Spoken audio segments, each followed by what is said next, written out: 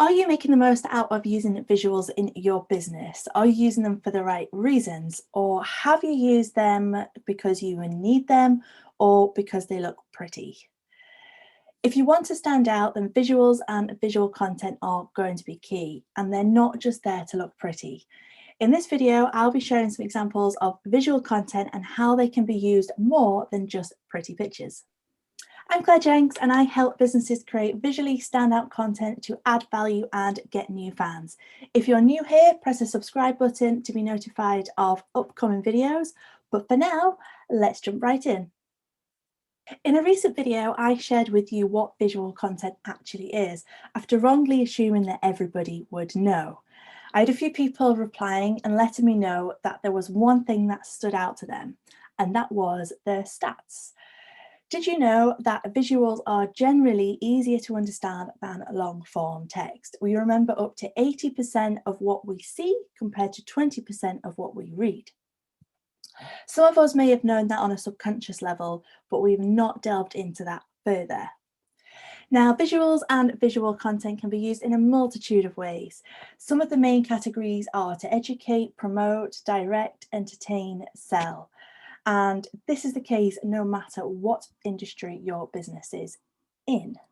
Now, if you're looking to use visual content for a reason within your business, I'm going to give you 8 examples of visual content and how they are used within the business to push their business further or attract new attention. Example number 1 is guest promotion graphics. These can be used across various different businesses, but we will focus in on the membership site. So if you are bringing in guests to provide extra value to your members, you'll want to promote that guest. So you'll create some graphics around that guest.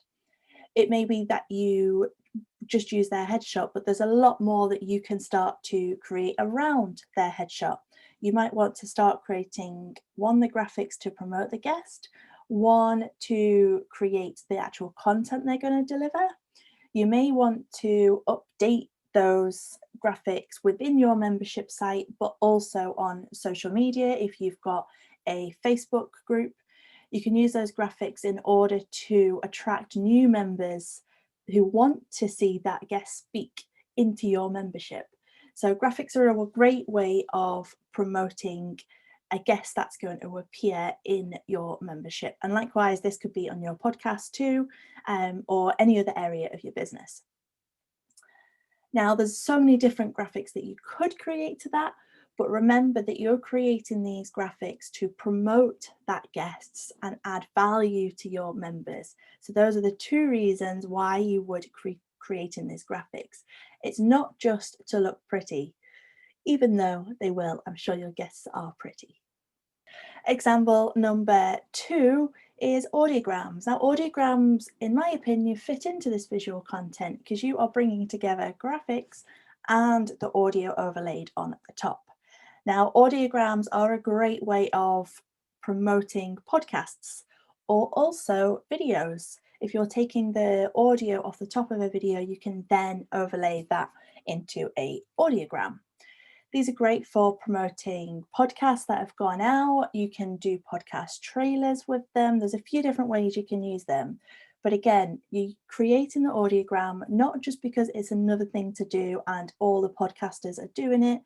It's been there to promote the podcast and that podcast episode in particular. Example number 3 is social media graphics. Now, they could cover a whole multitude of reasons why you would use them. Sometimes people use these just to look pretty or just because Instagram needs an image. Now, if you are doing a course launch, if you're a course creator or you have a course as part of your business, social media graphics are great to leverage for this. And there's so many different areas that you can use. So you'd be using these graphics to promote, but also sell your course. So you can create these graphics on the run-up to the actual course launch. And then throughout the course, you'll be creating social media graphics and then afterwards as well.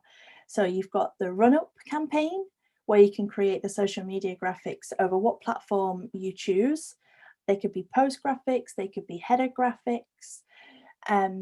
You can then start to use these graphics throughout the course to let people know what's happening behind the scenes maybe. There's lots of different reasons why you might want to use graphics while the course is in progress. And then you'll want to use graphics to share testimonials after the course, share some of the successes you've had with your students. And these graphics are there, again, not just as an extra thing to do, but to help promote and sell your course for the new launch coming up, during and after.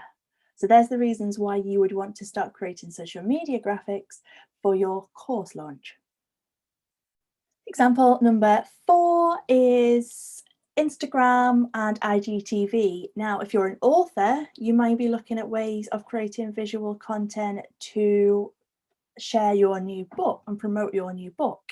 So an unboxing video on IGTV is a great way of doing this. I've recently had a client that did just this, and to see her passion and excitement for opening the new box of books that she just had delivered is brilliant. It really sucks the viewer in and gets them on your side. But remember, again, this shows your personal brand and shows a bit of behind the scenes, but the reason is to start promoting and selling your book. So you could start to create these short videos of unboxing. You can then add visuals at the start and at the end, direct them to the landing page or wherever you are selling the book. And if you add these extra visuals alongside the video, this is a great way of promoting and selling your new book. And again, it also adds that personal feel to it when you're doing these unboxing videos and showing the excitement. But again, it's not just about you. You're doing it in order to promote and sell your latest creation. Example number 5. Now, if you create videos, it could be for a course, but if you're creating videos on YouTube, you'll know that you need to create a thumbnail.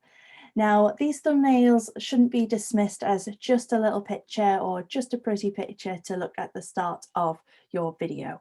Thumbnails are super powerful and they are what attracts the viewer in. They'll spot you among the other sea of videos that are out there and they will watch yours. That's the purpose of this thumbnail. So they're there to help educate and tell the viewer or the watcher what they're about to watch. And in some cases, the video might be there to entertain, but the thumbnail itself is there to attract your viewer in. So don't dismiss the images no matter how small they might be, especially thumbnails. They are really powerful and can help attract the people you want to watch your video. Example number 6, infographics. Now, infographics, another form of visual content. People tend to either not think about them or put them off because they take a lot of time, and they really do. There's a lot of research that often goes into infographics and a lot of planning in terms of how it looks and how the viewer will read through the infographic. But again, these are really powerful and they're a great way of educating your audience. So you may be a consultant that wants to explain a certain process or get across some stats about a particular area. Infographics are a great way of educating. And you need all these different levels of types of content, educating, promoting, selling, in order to give your audience a full range of content. So think about how you might be able to educate your audience through using infographics. Now, don't be put off by the fact that they may take a little bit longer because the effort is well worth it. Infographics are really shareable and they get a lot of information across in one go. So take a look, think about what infographics you might want to use. And also there are tools such as Canva that create the start of infographics for you if it's something you want to have a go at yourself. Example number 7. Now, along that educational route, you have got illustrations and graphs, and these are great at adding value into blogs. And these educate. So, or they can also direct depending on what the illustration or the graph might be. But if you've got a long blog post full of text, it's quite text heavy, and you want to be able to break that up with images in order to help the reader read through and direct themselves through your blog post, you may want to start adding images. And quite often, if it's a longer text blog post, readers will scroll up and down the page in order to see what's up above, how long it might take them. If you start to integrate some illustrations and some graphs, that blog post immediately looks full of value, and they'll go back to the top of that blog post and want to read. Now, they're not only there to help the reader navigate through your blog post, but they also educate as well, especially if you've got graphs and stats and things like that in. It adds an extra layer of education. And if we go back to the start of this video, where we said 80% of visuals and what we see are memorable over 20% of what we read, adding that extra layer of visuals within your long text blog post can really add that extra value and add that extra little bit for the audience in order to take in what you're telling them. So we've got illustrations and graphs within blog posts, no matter what your industry, to help educate and navigate, direct them through your blog post. And last up, we've got example number 8, and this is a dashboard graphics. Now, this is quite specific to courses or memberships, but you could also think about your website as a dashboard too, depending on what industry you are in. So, especially for membership sites, you may have a dashboard that your visitors and your members first log into, and you want to be able to direct them into the right place. So you might have different areas, you may have workbooks, you may have the forum, you may have masterclasses, guest workshops, you may have resources. There's so many different areas of a membership site. And if you want to direct them into the right place, you can use graphics to do that. And if you use those graphics that are on brand, it also makes your dashboard look amazing, and it's got that perceived value by adding these well-designed graphics into your dashboard.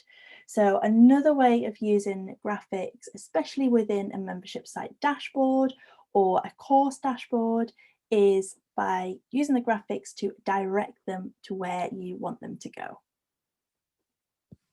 So there are a few examples of visual content that have a deeper reason for using them other than they look pretty or they're needed.